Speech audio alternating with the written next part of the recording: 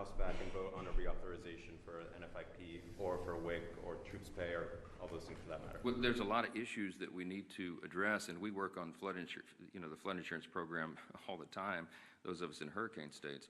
But the work of the House has been done, and we have to get the Senate to reopen the government so that we can come back and handle all of these very important end-of-the-year issues. There's a lot of things on the table.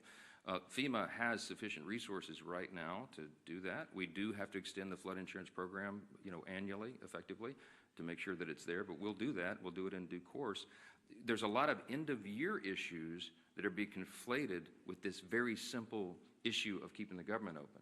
And that is the first and most immediate priority, and we must use every leverage point we have to force the Democrats to do that. And that's why we're handling the schedule the way we are. Yes, sir. Yeah. Thanks, sir.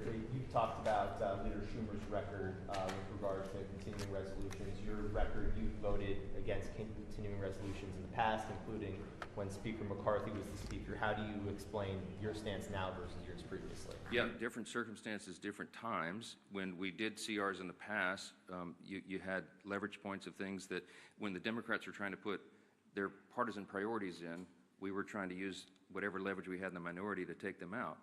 Very important distinction right now. We did not put in Republican priorities in the clean CR. I could have put some of our priorities or poison pills or things that Democrats had done in the past to us. We didn't. And that's why there's nothing to negotiate right now. People say, why aren't you negotiating?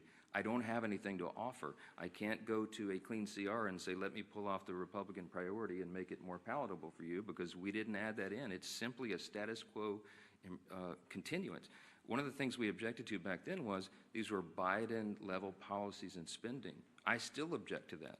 But what I'm trying to do is keep the government open so that we can readjust those things. And as I gave you the long background yesterday, the summary of how we got to where we are, the appropriations process is working again. And we're going to be able to reprioritize federal spending, but we have to allow the time for that to continue, and we need 7 more weeks. But every day that they keep the government open, it gives us less time to finish the job. I'm talking about when McCarthy was the Speaker and you guys had the majority in 2023. Yeah, well, we had divided government as well, right? The Democrats were, Chuck Schumer was over here negotiating in the Senate, and that's what's so ironic about it. When we were in the Oval Office, Chuck Schumer looked the president in the eyes and said, I've always been very fair. I've always allowed the Republicans their priorities. And I just looked at him like, oh, what? I'm sitting right here. I was the guy you were negotiating with. I called him at the 11th hour, I remember very vividly, and asked him not to put in a terrible poison pill that was a big Democrat priority that is outrageous to the conservatives. And he said, yeah, I'm sorry, Speaker, can't help you, and literally hung up on me, So now he wants me to be a fair broker. I have been. I gave him much more grace than he ever deserved. Yes, sir. Jake, sorry. As a matter of principle, on the back pay,